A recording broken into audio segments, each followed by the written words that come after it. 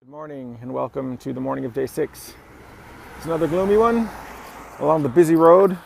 I mean, it's only 8 o'clock and cars are just, zooming by us. But yes, I looked at the weather today. It says there is a 40% chance of rain. Now, what I've come to learn or discover on the Camino is when it says there's a chance of rain, it's usually exactly the opposite. I may have explained this before, but 2 days ago there was a 70% chance. 3 days ago there was an 80% chance. And aside from like 10 raindrops, it didn't rain all day. Today, there being a 40% chance, I'm guessing it's more like a 60% chance, but boy, that cloud looks like a 100% chance. Blah. Coming into town now, we stayed a little bit outside of town where that lady's wonderful house was that we had all these rooms and all this wonderful furniture. Oh, another lesson. I know I've taught this one before, but Ordiarp is French, or whatever you say the other word, that's Basque, because we were in the Basque country. Now, the cool thing about that lady's house, which we just learned last night, she had a little cocktail party for us. Well, I had a beer, and that was about it. But she told us about all the furniture in the house. Well, they build it. Her sons, they build the furniture. And actually, the house used to be where they built the furniture downstairs, and they lived upstairs. And then they built this big, huge, gigantic place to build more furniture. So they moved downstairs, redesigned it into a nice house, and made the upstairs, a gate for mostly pilgrims. It was awesome. This is the village of Ordiarp. It's not very big, so I'm going to call it a village instead of a town. Ooh, that guy's got his windshield wipers on. Hopefully it didn't rain where he's coming from. But there's supposedly a 12th century church around here somewhere. All I see right now is a parking lot. Yeah.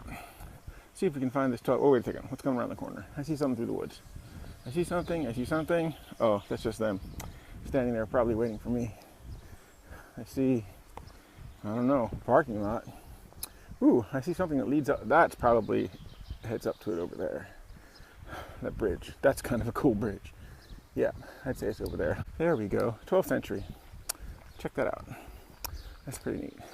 Still don't know what this big, huge tent thing is for, but that's pretty cool. Welcome to Ordiarp, even though we're leaving. We've come across the blue wall game again. This one was built in 1949. And there's one wall, but then on the ground here, there are these lines with numbers. What do the numbers mean? Do you know what the numbers mean? Are they meters? Maybe. And they go all the way down about halfway. What was the name of this again? This is a fronton, and they call it trenque. Trenque. Okay. I don't know what that means, but that's a fronton, whatever that means. And they all look the same, kind of with that arch at the top. You can up there, you can see that I'm probably in my sweatbox. Ooh, that's a nice house. Look at those shutters. We're in a really small town, but it's a really small town that just had a parking lot. So there must be something here. Maybe you can buy something. That's cool.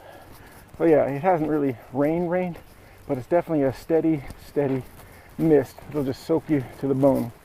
And we're headed through the misty mountains, even though, there are no hobbits and other elves and strange Tolkien creatures. But it is a misty day. And yeah, we're headed, oh my goodness, up the hill that way. Looks like Nicolas lost. We'll talk. You can't see anything down there, but it's we'll go over here. Look over here. Yeah, this you can see something. Well, not much of something, but down there in the misty valley is where we came from.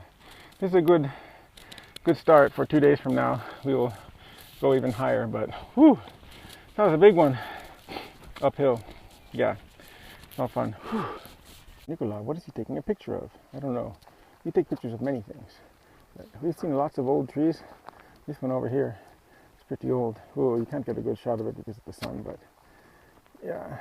Somewhere on the Camino there's like a 900-year-old tree, but there's a sign. This one has no sign, but wow. It's big. And of course the sun is right behind it, so oh well, I can't give you too much of a reference, except those are people, that's the tree. That's Nicolas, he's very thin. That's the tree, it's very fat. We finally started coming down the mountain. After that last video, yeah, imagine that, we kept going up. I know, shocked, surprised. But we're now going downhill. Nicolas and Ken are much quicker than me downhill. We've talked about this. So the one nice thing about the rain today, I know, I just said there's a nice thing about the rain. Well, it's more a nice thing about the weather. is it's not a driving, pounding, 40-mile-an-hour wind day, which is really dreadful. I mean, I'm totally soaked, of course, because I'm wearing the sweat box. I mean, I've been soaked for hours now. Nothing's going to happen there, but my pack's dry, my clothes are dry, my phone is, well, in a waterproof case, so it really doesn't matter. Except it's really hard to use the screen when it's wet. Someone's got to work on that one. One of these today, Waymarker, 3.8 kilometers, 40 minutes. We're not staying in that town. I was trying to make this really fast because there's a really big truck coming. Now you realize that that truck was not coming like 2 minutes ago when I decided, oh, I should go take a picture of that thing right down there. I mean, there's been nobody on this road for hours. And of course, the minute I turn my phone on, there's a truck. We've just come out of those mountains up there. We went up about 2,000 feet. We weren't expecting that today because we really don't have a map that tells us what we're doing. Well, we have a map, but it doesn't tell us, a whole lot. Anyway, this is a neat old school, so I thought I'd stop and take a picture of it in 1907. But we're heading on the main road now into town. Clouds are lifting a bit. We just stopped to have a little snack here at the Bar Café Boulanger. They have everything here. And the little gâteau basque we had, oh, they were pretty good. They had custard in them, but the custard has some rum in it, and so it tastes really good. Anyway, there's more mountains coming. We have to go up about another 1,500 feet again, and then come back down. See, that's the thing. We go up, and then we lose it all by coming back down. The valley is cleared out a bit, and of course we're in the valley right now. We've come across this, which is clearly a mark for Perana, but now we're beginning to go uphill. We will go uphill for... Oh, Nicola, is the toilet over there? Make sure you flush, okay? And we are going to go up the hill this way. Sorry, Nicola. There, if you can see it, that's the valley. And we just walked up from that valley, I think maybe 500 meters, so 1,500 feet or something like this. And we're still very close. We're very close to the top. I think this looks like the top. Nicola, the top, you think? I hope. I hope.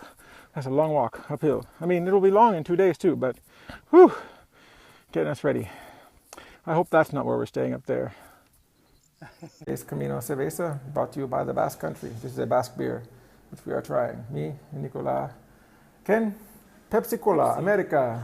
Wait. Whoa, look at that. Another wonderful meal. That's tiperons, which is squid. And look at this salad. I mean, they don't even have it on the menu, but they know how to make salad for Ken, yeah. And, yep, Nicola got tiperons too. They're really good. Oh, and there's bread. There you go. How's that for food?